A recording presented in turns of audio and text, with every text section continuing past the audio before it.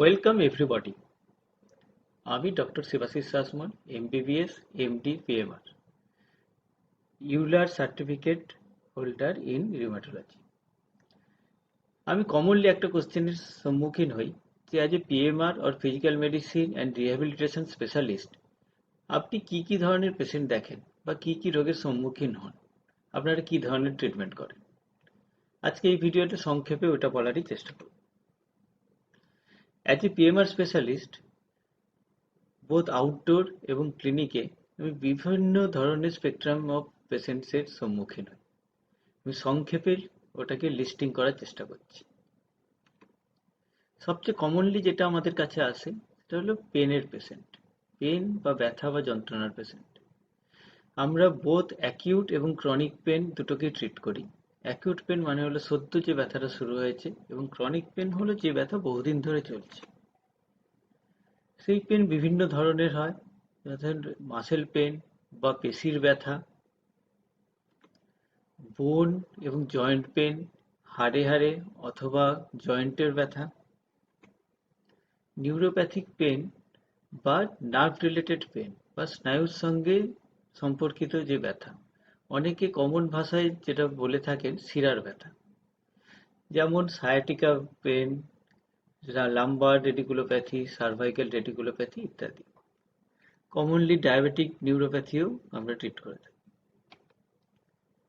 Second type of disorders গুলো হলো rheumatological disorders বা বাত সংক্রান্ত বিভিন্ন রোগ। কিছু কমন এক্সাম্পল এখানে দিচ্ছি।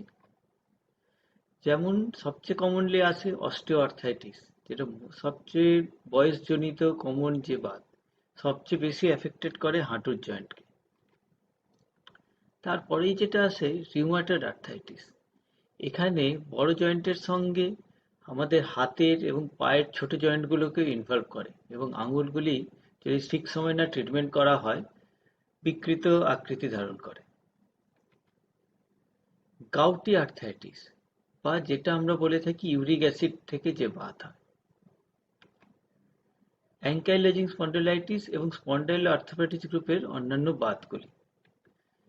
এখানে মেনলি যেটা হয়, সকালবেলা উঠলে প্রচণ্ড কোমর ব্যথা থেকে এই অসুখটা জেনারেলি শুরু হয়, এবং পরে ধীরে ধীরে অন্যান্য জয়েন্ট, মূলত স্পাইনগুলোকে ইনভলভ করে। থার্ড ক্যাটাগরি হলো নিউরো রিহ্যাবিলিটেশন। এখানে আমরা মেনলি স্নায়ু রোগের, বিভিন্ন ধরনের স্নায়ু রোগের পেশেন্টদেরকে রিহ্যাবিলিট করি। কিছু কমন উদাহরণ দিচ্ছি। সবচেয়ে কমনলি যেটা আমরা ডিল করি হলো স্ট্রোক পেশেন্ট বা সিভিএ পেশেন্ট। দ্বিতীয় হলো স্পাইনাল কর্ড ইনজুরি বা এসসিআই পেশেন্ট, যাদের সুষুম্নাকাণ্ডে ইনজুরি হয়ে প্যারালাইসিস হয়ে যায়। সেই সব পেশেন্টকে আবার মূল জীবনের সাথে ফিরিয়ে আনার চেষ্টা করি। সেরিব্রাল পলসির বাচ্চাদের, যাদের জন্ম থেকে ব্রেনের ডিফেক্ট হয়ে যায়, তাদেরকে যতটা সম্ভব আমরা তাদের জীবনের মূল স্রোতে ফিরিয়ে আনার চেষ্টা করি। চতুর্থ ক্যাটাগরি হলো অর্থোপেডিক অ্যান্ড মাস্কুলোস্কেলিটাল রিহ্যাবিলিটেশন। কিছু কমন এক্সাম্পল দিচ্ছি। যেমন হলো অ্যাম্পুটেশন। অ্যাম্পুটেশন অর্থাৎ যাদের হাত বা পা কোনো কারণে বাদ দেওয়া হয়, তারা যাতে তাদের লাইফের, নিজের এমপ্লয়মেন্টের বা ব্যক্তিগত বিভিন্ন কাজের কোনো অসুবিধা না হয়, অন্যান্যদের উপর ডিপেন্ডেন্ট না হয়, তার জন্য আমরা তাদেরকে প্রপারভাবে রিহ্যাবিলিটেট করি। Post surgery rehabilitation. কিছু কমন এক্সাম্পল হলো যাদের টোটাল হিপ রিপ্লেসমেন্ট হয়, টোটাল নি রিপ্লেসমেন্ট হয়, বা যাদের এসিএল ইঞ্জুরি হয়, যাদের ক্ষেত্রে কনস্ট্রাকশন করতে হয় কিংবা যাদের ক্ষেত্রে কনস্ট্রাকশন করা হয় না, দুটোতেই আমরা তাদেরকে পেশেন্টকে ট্রিট করি বা রিহ্যাবিলিটেটও করি। কন্ট্রাকচার, যাদের ক্ষেত্রে মাসেল টাইট হয়ে যায়, যেমন অনেক ক্ষেত্রে অপারেশনের পরে বা ফ্র্যাকচারের পরে, প্লাস্টার খোলার পরে জয়েন্টের পুরো রেঞ্জ অফ মোশন থাকে না, অথবা বিভিন্ন অন্যান্য কারণ যেমন ডুপিট্রেন্স কন্ট্রাকচারে বিভিন্ন ক্ষেত্রে মাসেল টাইট হয়ে থাকে, সেগুলোকে আমরা ট্রিট করি। মাসকুলার ডিস্ট্রফি, এটা এক টাইপের রোগ, মাসেলের অসুখ, যে ক্ষেত্রে বাচ্চার কম বয়সে ঠিক থাকে কিন্তু ধীরে ধীরে মাসেলগুলো নষ্ট হয়ে যায় এবং বাচ্চা ক্রমশভাবে হুইল চেয়ার ডিপেন্ডেন্ট হয়ে পড়ে এবং পরের দিকে মারাও যায়। এটা শুধু বাচ্চাদের না, এর বিভিন্ন ভ্যারাইটিতে বড়দের ক্ষেত্রেও সেটা হতে পারে। তাদেরকেও আমরা ট্রিট করি, যতটা সম্ভব ইন্ডিপেন্ডেন্ট ভাবে বাঁচানোর চেষ্টা করি। স্কোলিওসিস স্কোলিওসিস হলো আমাদের শির দ্বারা বেঁকে যাওয়া। সেটা বিভিন্ন কারণে হয়। তাকে তাদের কারণ অনুযায়ী, তাদের সিভিয়ারিটি অনুযায়ী আমরা সেইভাবে ট্রিটমেন্ট করি।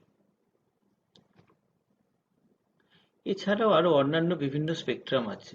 আমি আর ওগুলোকে লেন্থিতে না গিয়ে শর্টে বলছি। যেমন পালমোনারি রিহ্যাবিলিটেশন, যেগুলো আমাদের ফুসফুস জনিত বিভিন্ন অসুখে ক্ষেত্রে কাজে লাগে। বর্তমান পরিস্থিতিতে যাদের সব পেশেন্ট কোভিড রিকভার করছেন, তাদের ফুসফুসের ক্ষমতা বা ক্যাপাসিটি, ভলিউম কমে যাচ্ছে। তাদেরকে যাতে ভবিষ্যতে সমস্যায় পড়তে না হয়, সেগুলোকে আমরা রিহ্যাবিলিটেট করি। এছাড়া অ্যাজমা, সিওপিডি পেশেন্ট, ওদেরকেও যথাযথভাবে পালমোনারি রিহ্যাবিলিটেট করতে হয়। কার্ডিয়াক রিহ্যাবিলিটেশন হার্ট রিলেটেড কন্ডিশনের জন্য, যেমন যাদের মায়োকার্ডিয়াল ইনফ্রাকশন হয় কিংবা হার্ট ট্রান্সপ্ল্যান্ট বা অ্যাঞ্জিওপ্লাস্টি হয়, তাদের ক্ষেত্রেও তাদেরকে কার্ডিয়াক রিহ্যাবিলিটেট করে তাদের হার্টের কর্মক্ষমতাকে যতটা সম্ভব বৃদ্ধি করানোর চেষ্টা করা। ক্যান্সার রিহ্যাবিলিটেশন, যারা ক্যান্সার সার্ভাইভার বা যাদের আমরা ক্যান্সার ওয়ারিয়ার বলে থাকি, তাদেরকে আবার নিজেদের লাইফে যতটা সম্ভব ফিরিয়ে আনার জন্য, যাদের লাইফকে রিজেনারেট করার জন্য আমরা চেষ্টা করি।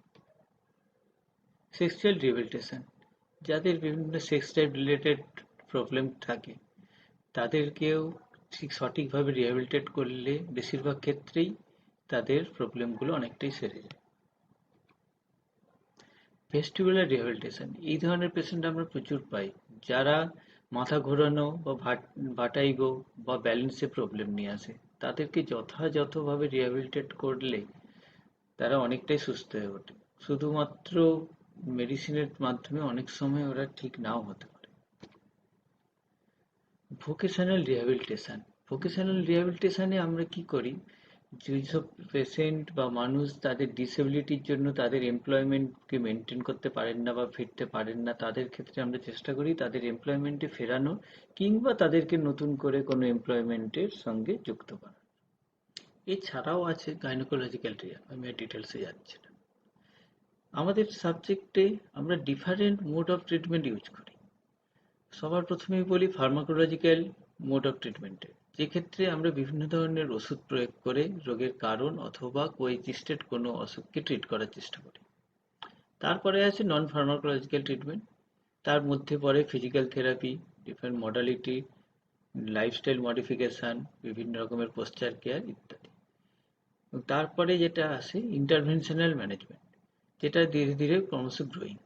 সেক্ষেত্রে আমরা বিভিন্ন ক্ষেত্রে অ্যানাটমিক্যাল ল্যান্ডমার্ক দিয়ে অ্যাপ্রোচ করি, বা ধীরে ধীরে উন্নত প্রযুক্তির সাহায্যে আমরা ইউএসসি গাইডেড বা ফ্লুরোস্কোপি গাইডেড বা সিআরএম গাইডেড ইন্টারভেনশন করে রোগ পেশেন্টদের ব্যথা কমানোর চেষ্টা করি, কিংবা কোনো ক্ষেত্রে রোগের কারণটাকে নির্মূল করার চেষ্টা করি।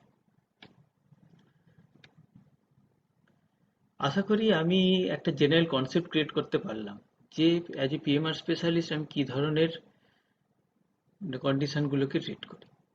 মোড অফ ট্রিটমেন্টের ক্ষেত্রে যেটা আমি ছেড়ে গেলাম, সার্জিক্যাল ম্যানেজমেন্ট। অনেক পিএমআর স্পেশালিস্টই সার্জিক্যাল ম্যানেজমেন্টও করে থাকেন। আমি ওই ব্যাপারে স্পেশালিস্ট নয়, সেই জন্য আমি ওই জায়গাটাকে অ্যাভয়েড করে গেলাম। থ্যাংক ইউ সময় দিয়ে শোনার জন্য। ধন্যবাদ। আশা করি সাবজেক্টটার সম্বন্ধে আপনাদের কিছুটা ধারণা ক্রিয়েট করতে পারব। ধন্যবাদ।